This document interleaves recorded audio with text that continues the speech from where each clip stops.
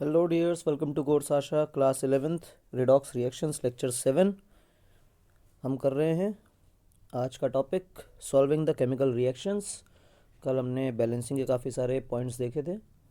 आज chemical reaction की solving कैसे की जाती है, मतलब कितने मोल से रिएक्ट करेंगे वगैरह वगैरह, इस तरह की बातें। या इस तरह का टाइट्रेशन का पार्ट आता है कि 0.05 मोलर H2SO4 कितना वॉल्यूम ले लें कि 300 ml of 0.1 molar calcium hydroxide solution को कम्प्लीटली न्यूट्रलाइज कर दे। इस तरह के जो न्यूट्रलाइजेशन के या टाइट्रेशन के जो क्वेश्चंस होते हैं उनको कैसे सॉल्व करते हैं, उनकी एक बेसिक टेक्निक होती है मोल कंसेप्ट से सॉल्व करना, और दूसरी होती है ग्राम इक्विवेलेंट से सॉल्व करना। तो प्रेफर करना चाहिए कि ग्राम इक्विवेलेंट से सॉल्व करें। सबसे पहले देखें क्या है स्टोरी। तो सॉल्विंग द केमिकल रिएक्शंस हम शुरू करने जा रहे हैं।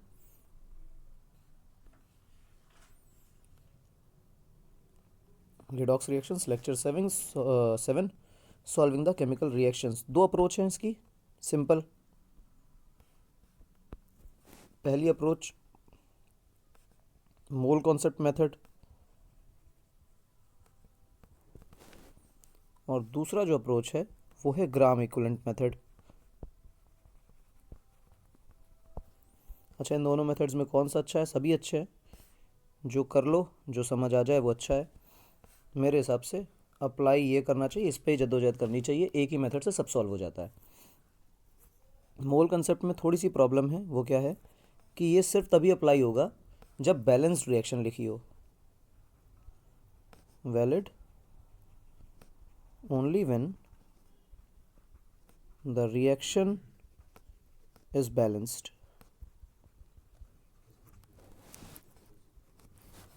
और ग्राम इक्विवेलेंट कब है? बैलेंस्ड हो या अनबैलेंस्ड हो, दोनों तरह की रिएक्शंस के लिए ये वैलिड है। ठीक है, तो एक रिएक्शन लिखते हैं, उसको मोल से भी बताते हैं, ग्राम इक्विवेलेंट से भी बताते हैं, उसके बाद काम करेंगे आगे। तो पहली रिएक्शन देखो क्या लिखें। Al2SO4 का होल थ्राइस, और इसकी रिएक्शन BaCl2 से, और ये BaSO4 प्लस AlCl3। ठीक, गौर से देखो तो ये रिडॉक्स रिएक्शन नहीं है, कोई ऑक्सीडेशन कोई रिडक्शन नहीं है। यहाँ 2, यहाँ 6, यहाँ 6 और यहाँ 4, सब कुछ इवन हो गया। 2 से डिवाइड कर लीजिए, 1 3 3 और ये 2। बहुत साफ सुथरा समझ आता है कि 1 mole of Al2SO4 whole thrice के कंप्लीटली रिएक्ट कर जाएंगे 3 मोल्स ऑफ BaCl2 से। यानी कि अगर BaCl2 के 3 मोल की रिएक्शन करानी हो तो 1 मोल Al2SO4 का होल थ्राइस चाहिए। या इसको ऐसा कह सकते हैं कि Al2SO4 का होल थ्राइस का 1 मोल इक्वलेंट है 3 मोल ऑफ BaCl2 के। तो आराम से पता चल जाता है किसके कितने मोल कितने से रिएक्ट करेंगे। ठीक, इसमें एक छोटी सी चीज़ और देखो। कैसे? इनके ज़रा ग्राम इक्विवेलेंट निकालने की कोशिश करो। ग्राम इक्विवेलेंट देखो, अगर हम कहें कि ग्राम इक्विवेलेंट ऑफ Al2SO4 का होल थ्राइस क्या होगा,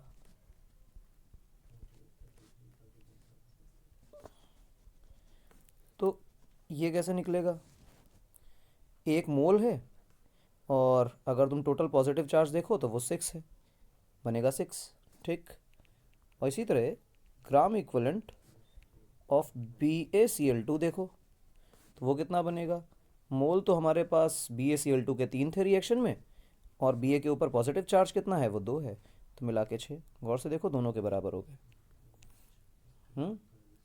ध्यान रखना कि जो ग्राम इक्विवेलेंट आते हैं किसी भी रिएक्शन में, रिएक्शन तो हमेशा बैलेंस्ड ही होती है, हम उसको लिखें ना लिखें, लेकिन जो ग्राम इक्विवेलेंट अभी बराबर आ गए हैं रिएक्टेंट साइड में, अगर तुम कहीं भी निकालोगे ग्राम इक्विवेलेंट, जैसे तुम यहाँ निकालो ये प्रोडक्ट साइड में, तो ये भी ग्राम इक्विवेलेंट बराबर ही आएगा। ठीक, यहाँ निकालो तो भी ग्राम इक्विवेलेंट बराबर आएगा। BaSO4 का देखो 3 इंटू +2 6, 2 इंटू +3 6। तो प्रोडक्ट में और रिएक्टेंट में जो कुछ भी है उन सब के ग्राम इक्विवेलेंट हमेशा हमेशा बराबर आते हैं।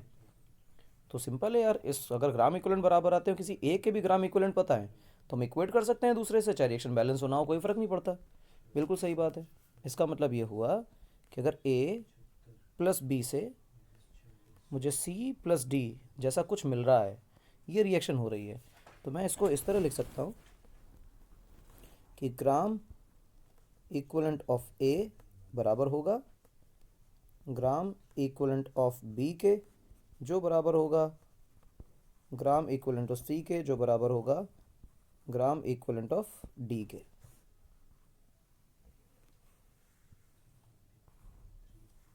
ठीक है, हमेशा हमेशा ये होता है।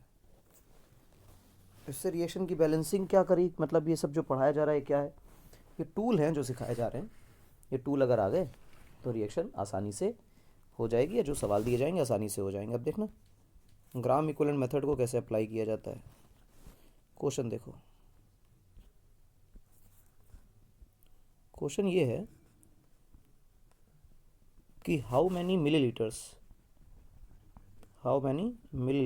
ऑफ 0.05 मोलर, कैपिटल में लिखा है, H2SO4 are required to neutralize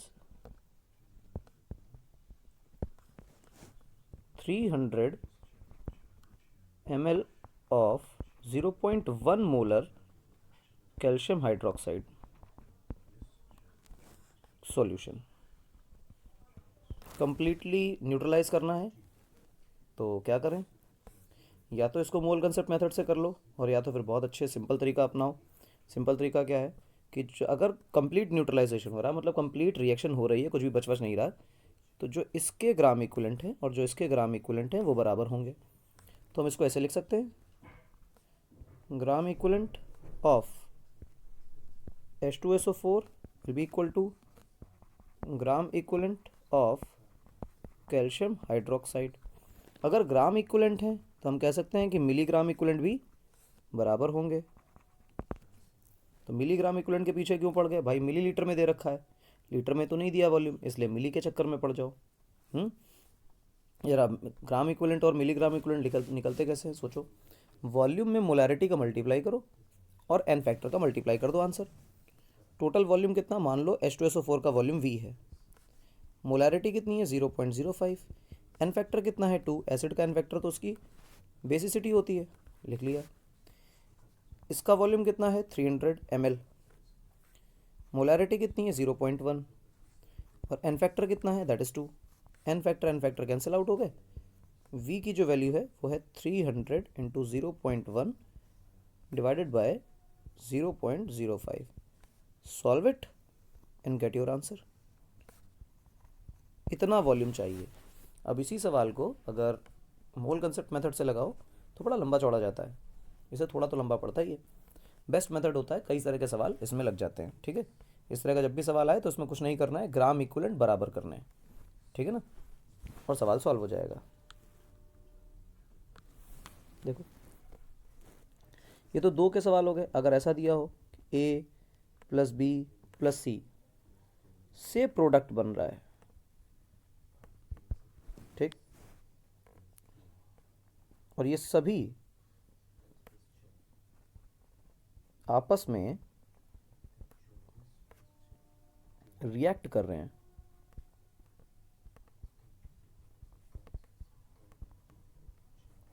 ये सब आपस में रिएक्ट कर रहे हैं, मतलब ए बी से, बी सी से, सी ए से, सब आपस में रिएक्ट कर रहे हैं। तो हम ऐसा कह सकते हैं कि ग्राम इक्विवेलेंट ऑफ ए बराबर होगा ग्राम इक्विवेलेंट ऑफ बी के, जो बराबर होगा ग्राम इक्विवेलेंट ऑफ सी के, जो बराबर होगा ग्राम इक्विवेलेंट ऑफ प्रोडक्ट के। मतलब जो चीज़ें रिएक्ट कर रही हैं उनके ग्राम इक्विवेलेंट बराबर होते हैं, और जो प्रोडक्ट के ग्राम इक्विवेलेंट के भी बराबर ही निकलेंगे। ग्राम इक्विवेलेंट तो सभी के बराबर होते हैं, ठीक है, जो चीज़ें रिएक्ट कर रही हैं। इसमें दूसरा तरीका क्या निकल आता है, कई बार बुद्धू बनाने की एक और टेक्निक है, क्या कि ए है बी है और सी है, इससे बन रहा है प्रोडक्ट। और कहा जा रहा है कि ए और बी के बीच में नो रिएक्शन,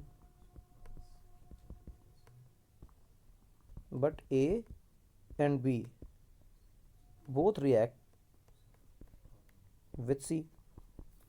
मतलब ए सी से रिएक्ट कर रहा है, बी भी सी से रिएक्ट कर रहा है, पर आपस में कोई रिएक्शन नहीं हो रही। तो ऐसे में जो ग्राम इक्विवेलेंट इक्वेट करने होंगे वो ऐसे करने होंगे कि gram equivalent of C is equal to gram equivalent of A plus gram equivalent of B. जो रिएक्ट नहीं कर रहे हैं उनका टोटल ग्राम इक्विवेलेंट जिनसे ये रिएक्ट कर रहे हैं उनके बराबर होगा। ठीक है, ये बफर सॉल्यूशन के केस में काम आता है। देखो भाई क्वेश्चन करो।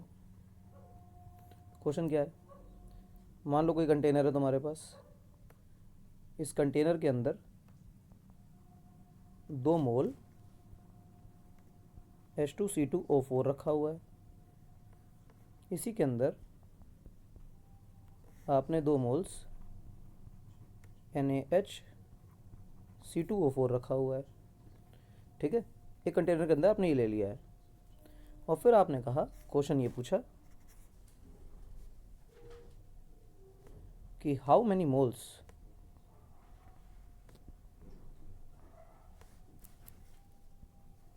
ऑफ CaOH का होल ट्वाइस, कैल्शियम हाइड्रोक्साइड कितने मोल चाहिए,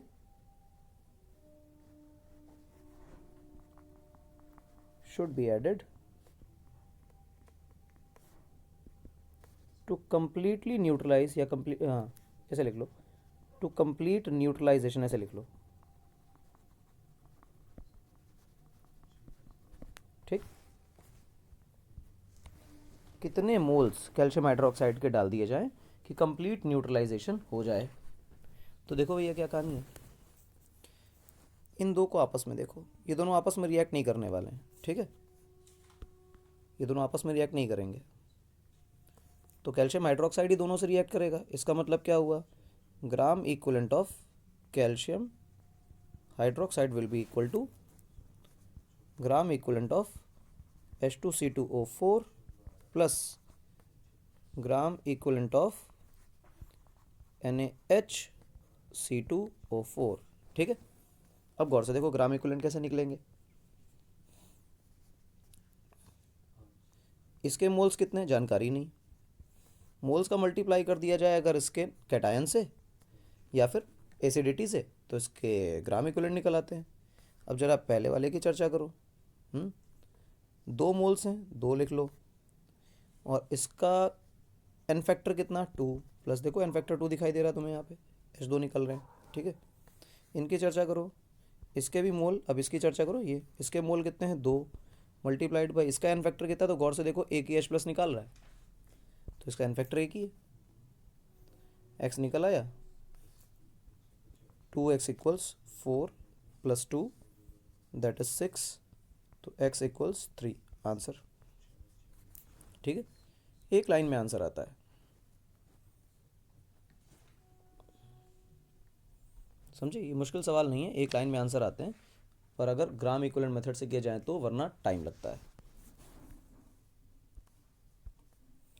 देखो अगला सवाल सिमिलर है कि मान लो एक कंटेनर के अंदर फिर से तुमको दे दिया जाए 2 मोल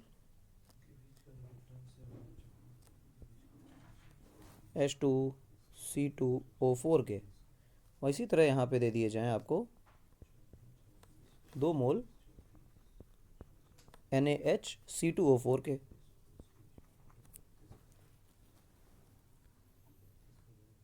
ठीक, ऐसा मान लो। अब आपसे पूछा जाए यहाँ पर how many moles of KMnO4 is added to, या 2 या फॉर लिख लो, फॉर कंप्लीट न्यूट्रलाइजेशन।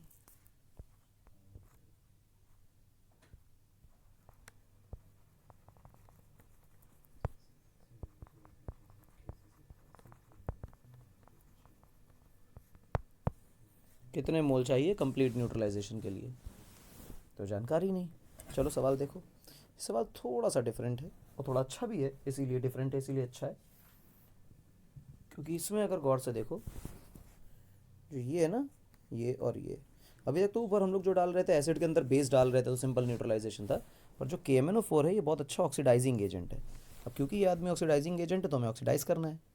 जो C2O4 है ना, ये हिस्सा, इसके ऊपर -2 चार्ज रहता है, ये तुरंत ही कार्बन डाइऑक्साइड बन के निकल जाता है।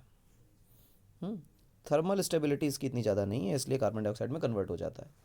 तो हम बस ये देखें कि KMnO4 डालने से होगा क्या। तो हम ये कहेंगे कि KMnO4 डालने से H2CO4 से भी कार्बन डाइऑक्साइड ही निकल जाएगी और NaHCO2O4 से भी कार्बन डाइऑक्साइड निकल जाएगी। तो ये पता कर लें कि टोटल कार्बन डाइऑक्साइड या कितनी बन रही है ना, या फिर ये कह लें कि C2O4-2 के जो भी ग्राम इक्विवेलेंट टोटल होंगे, बस उसी से दुनिया चल जाएगी। बिल्कुल सही बात। यानी कि इस सवाल के अंदर पिछले सवाल जैसा NaHC2O4 के लिए हम जो N फैक्टर है उसको 1 नहीं लेने वाले हैं, क्योंकि यहाँ पे KMnO4 का रोल अलग है। वो तो ऑक्सीडाइज करने आ रहा है, ऑक्सीडाइज करके कार्बन डाइऑक्साइड बना के निकालेगा, ठीक है ना। जब वो कार्बन डाइऑक्साइड बना के निकालेगा तो प्रॉब्लम है फिर, तो हमें उसका वो नेचर देखना पड़ेगा। तो बस इससे मतलब है कि ग्राम इक्विवेलेंट इसके देख लें, और इसके जितने ग्राम इक्विवेलेंट होंगे उतने ही ग्राम इक्विवेलेंट KMnO4 के डालने पड़ेंगे, तभी कंप्लीट न्यूट्रलाइजेशन होगा, क्योंकि अल्टीमेटली इसी को तो इसमें कन्वर्ट करना है KMnO4 को।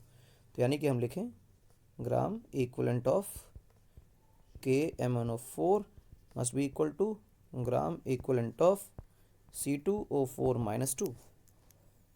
अब देखो ग्राम इक्विवेलेंट ऑफ उसको कैसे लिखें, मोल्स के बारे में पूछ रहा है, तो जैसे ही हम लोग मोल्स लिखते हैं वैसे ही KMnO4 का कुछ लिख लेते हैं। तो कुछ याद करो KMnO4 की क्या कहानी है। KMnO4 के लिए N फैक्टर की वैल्यू 5, ये उसके ग्राम इक्विवेलेंट हो गए। और C2O4-2 के लिए अगर चर्चा करो तो 2 मोल्स तो आपको C2O4-2 ऊपर से मिल रहे हैं ये, और 2 मोल्स आपको यहाँ से भी तो मिल रहे हैं। तो हम कहेंगे कि 4 तो मोल हो गए, मतलब इसके मोल 4 हैं क्वेश्चन में। और इसका N फैक्टर सोचो तो किसी भी आयन पे जो टोटल चार्ज होता है दैट इज N फैक्टर। तो यहाँ से तुमको एक चीज़ दिखाई देगी कि x की वैल्यू आई है 8/5। ये अच्छा सवाल है, क्योंकि बच्चा इसमें क्या करता है, N फैक्टर से डायरेक्टली आंसर निकाल देता है, जबकि रोल ऑफ KMnO4 को ध्यान नहीं देता है। ठीक, सिंपल सवाल है। इसी प्रकार एक अच्छा सवाल जो जेई में पूछा गया,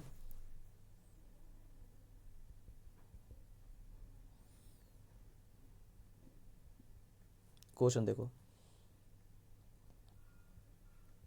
1 मोल ऑफ FeC2O4 है हमारे पास।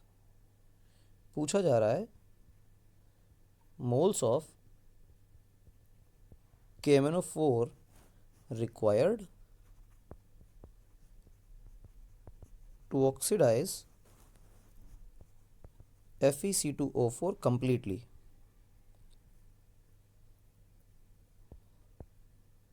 कितना होगा ये पूछा गया। तो फिर वही सवाल सिंपल है कि gram equivalent of KMnO4 must be equal to gram equivalent of C2O4-2। पर ध्यान देना, जब KMnO4 डालते हो तो कौन कौन ऑक्सीडाइज होता है इसके अंदर। देखो Fe जो है वो +2 स्टेट में, और ऑक्सीडाइज हो जाएगा, अभी ऑक्सीडाइज हो सकता है, बिल्कुल हो सकता है, +3 स्टेट तक जा सकता है। तो Fe भी तुम्हारा ऑक्सीडाइज हो रहा है, और C2O4-2 का जो हिस्सा है ये तो ऑक्सीडाइज होता ही है। तो एक प्रॉब्लम है इस सवाल में, कई बच्चे ये गलती करते हैं कि C2O4- वाला एग्जाम्पल पढ़ाया गया है, इसका मतलब ये है कि सिर्फ C2O4- को ऑक्सीडाइज कर दो। असल में पहले जो था उसमें हाइड्रोजन और सोडियम ऑक्सीडाइज नहीं हो सकते थे, और जिस स्टेट में थे +1 से ज़्यादा में नहीं जा सकते हैं, इसलिए ऑक्सीडाइज नहीं हो रहे थे। यहाँ पे आयरन भी ऑक्सीडाइज होगा। ठीक, तो लेट अस डिस्कस कि भैया ये जो है इसके तो ग्राम इक्विवेलेंट के साथ साथ तुम्हारा आयरन का भी ग्राम इक्विवेलेंट लेना पड़ेगा, यानी ग्राम इक्विवेलेंट ऑफ आयरन भी लेना पड़ेगा, दोनों ऑक्सीडाइज हो रहे हैं। ठीक है, तो हम इसके लिए क्या लिखें, इसके लिए सिंपल लिखें x × 5, इसका N फैक्टर 5 होता है। जैसे ही KMnO4 रिड्यूस होता है तो वो 5 में पहुंच जाता है। ठीक है, मतलब उसका N फैक्टर बेसिकली 5 निकल आता है, ऐसा समझो।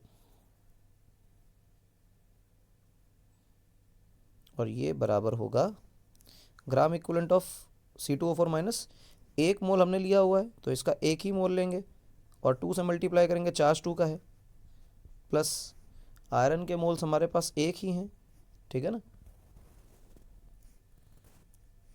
और एक क्यों? क्योंकि गौर से देखो आयरन का एन फैक्टर कितना है, 1, 2 से 3 स्टेट में जा रहा है तो एन फैक्टर 1 है। तो ये हुआ 2, ये हुआ 1, 2 और 1 हो गए 3, तो x की वैल्यू आ गई 3/5। ये 3/5 निकालना ही IIT ने पूछा था, ज़्यादा पुराना सवाल नहीं है।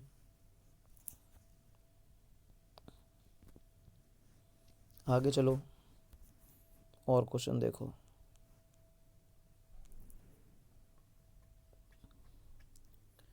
देखो 2 मोल्स दे रखे हैं, मान लो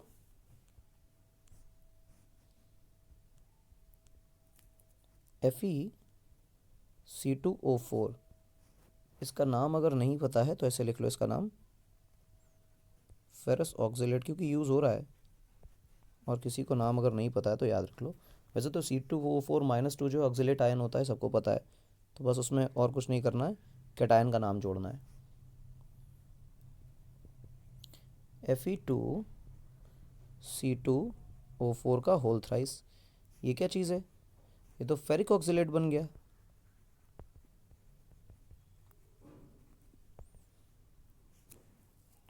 ठीक है, अब ये दिया हुआ है, ये प्रोवाइडेड है। तुमसे क्वेश्चन क्या पूछा जा रहा है? हाउ मैनी मोल्स ऑफ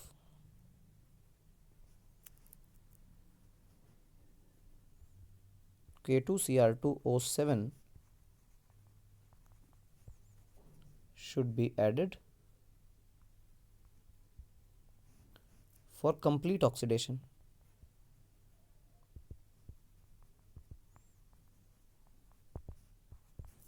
पूरा कंप्लीट ऑक्सीडेशन कराना है दी हुई चीज़ों का, तो कितने मोल लगेंगे? लगवा लो मोल। देखो भाई, इस K2Cr2O7 के ग्राम इक्विवेलेंट किन के बराबर होंगे? जिनको जिनको ये ऑक्सीडाइज कर रहा है। दो चीज़ों को ऑक्सीडाइज करेगा, समझना। इसको ऑक्सीडाइज करेगा क्योंकि ये +2 स्टेट में है और ये +3 में जाने की अभी इच्छा रखता है ना। और ऑक्जिलेट आयन को भी करेगा, यहाँ से भी ऑक्जिलेट आयन को लिया जाएगा, यहाँ से भी ऑक्जिलेट आयन को लिया जाएगा। लेकिन जो ये फेरिक आयन है +3 स्टेट वाला, ये पहले से +3 में है और इसका अब फर्दर ऑक्सीडेशन हो नहीं सकता। तो हम ये कहेंगे कि ग्राम इक्विवेलेंट ऑफ K2Cr2O7 जो होगा वो बराबर होगा ग्राम इक्विवेलेंट ऑफ Fe के, जो कि +2 स्टेट में है ना, plus gram equivalent of C2O4-2 के। अब गौर से सोचो, यहाँ तो हमें लिखना चाहिए x, क्योंकि मोल नहीं पता, तो नंबर ऑफ मोल्स को हम मान लेते हैं x। और K2Cr2O7 के लिए अगर एन फैक्टर लिखना हो तो वो 6 है। अब ये कैसे है, प्रीवियस लेक्चर्स देखो, पता चल जाएगा K2Cr2O7 के लिए। ठीक, will be equal to gram equivalent of Fe+2। तो गौर से देखो इसके मोल्स कितने दिए गए हैं Fe+2 के, 2 मोल दिए गए हैं। और जब ये Fe+2 ऑक्सीडाइज होगा तो जाएगा कहाँ, +3 में, तो +2 से +3 मतलब 1 का चेंज, यानी कि एन फैक्टर 1 प्लस C2O4-2, इसका एन फैक्टर तो 2 है, ये तो क्लियर है। लेकिन मोल कितने हैं पता नहीं। मोल देखो, 2 मोल यहाँ से मिलेंगे पहले से फेरस ऑक्सीलेट से, 2 मोल ये, और C2O4 का होल थ्राइस लगा हुआ है ये। तो टोटल इस वाले हिस्से से नीचे फेरिक से हमें 6 मोल मिल रहे हैं और फेरस से हमें 2 मोल मिल रहे हैं। तो टोटल मोल्स की संख्या हो गई 8। ठीक, तो x इंटू 6 बराबर 2 इन +16, तो बेसिकली हो गया ये 18। ठीक है, तो मतलब आया यहाँ से x की वैल्यू 3।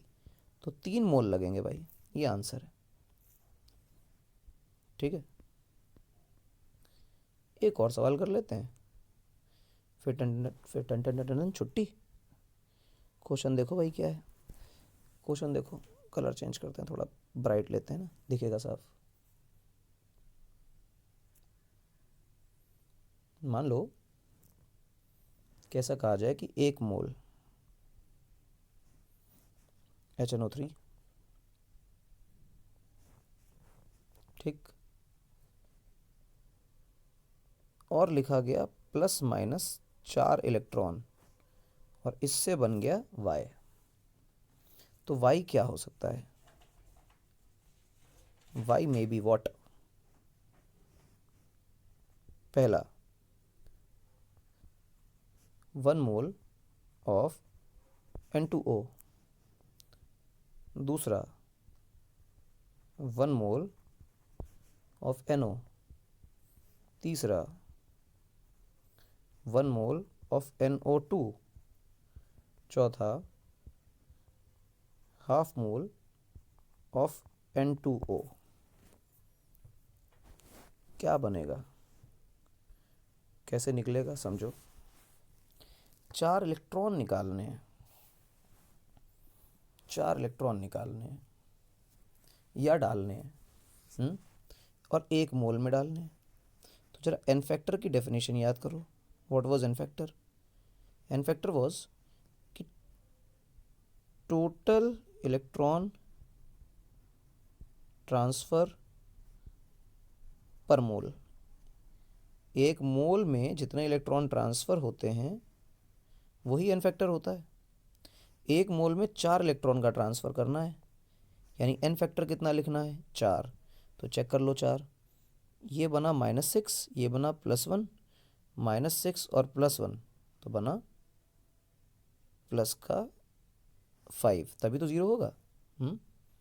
तो नाइट्रोजन यहाँ पे +5 स्टेट में है और हमें एन फैक्टर 4 चाहिए। इसको देखो, ये -2 में, तो ये +1 में रहा होगा, तो एन फैक्टर कितना आया? 4। मैच कर गया यार, ठीक, मैच कर गया। ये देखो, ये -2 में है तो ये +2 में है, जैसे ही +2 में आया तो 3 हो गया। 3 से मतलब नहीं, अपने को तो 4 रखने। इसको देखो, -2 में है तो -2 × 2 + x = 0। तो x की वैल्यू कितनी आई भाई? 4, और 5 में और 4 तो 1 हुआ बेसिकली एन फैक्टर।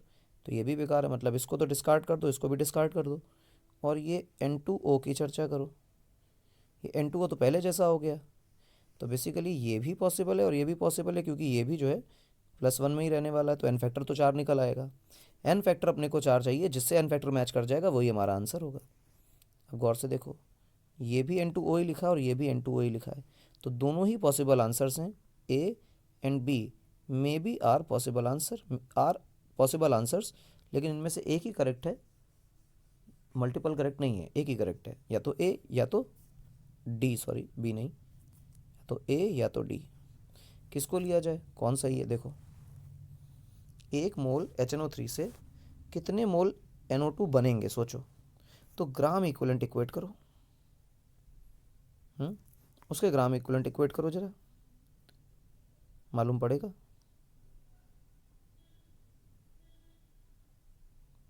इसके ग्राम इक्विवेलेंट देखो और इन भाई साहब के ग्राम इक्विवेलेंट देखो, N2O के, यानी HNO3 के और N2O के अगर ग्राम इक्विवेलेंट देखोगे तो तुमको साफ साफ ये चीज़ दिखाई देगी ग्राम इक्विवेलेंट देखने पर कि 1 मोल से, या सॉरी 2 मोल से ये 1 मोल बनते हैं, ठीक। रिएक्शन को बैलेंस भी कर लो और चाहो तो ग्राम इक्विवेलेंट इक्वेट कर लो। 2 मोल HNO3 से 1 मोल N2O बनता है, तो 1 मोल HNO3 से कितने मोल बनेंगे? Half mole N2O।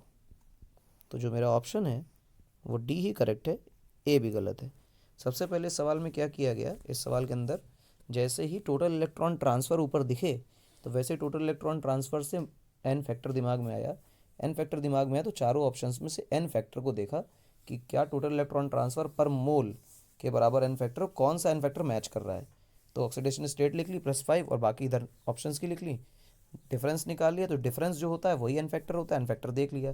तो ए और डी दो ऑप्शंस में से एन फैक्टर निकाल के दिखा हमें कि हाँ भाई 4 हो सकता है एन फैक्टर, लेकिन दोनों ही सही हो सकते हैं। दोनों में से कौन सा सही? जिसके ग्राम इक्विवेलेंट बराबर हो जाएंगे वो सही होगा। तो ग्राम इक्विवेलेंट डी के बराबर है, ए के बराबर नहीं है, तो D is the correct option, ठीक। यहाँ पे आज की कहानी ख़त्म होती है। सॉल्विंग ऑफ केमिकल इक्वेशंस यहाँ पे समाप्त तो नहीं होता है, लेकिन अगले लेक्चर में थोड़ा बहुत और कर लेंगे, 8-10 सवाल देख लेंगे। पर जितना जो तरीका बताया है ग्राम इक्विवेलेंट मेथड, इसी को अप्लाई करोगे तो सारे सवाल केमिकल रिएक्शंस के लग जाएंगे। लेक्चर 8 के लिए इंतज़ार करो। तब तक के लिए थैंक यू।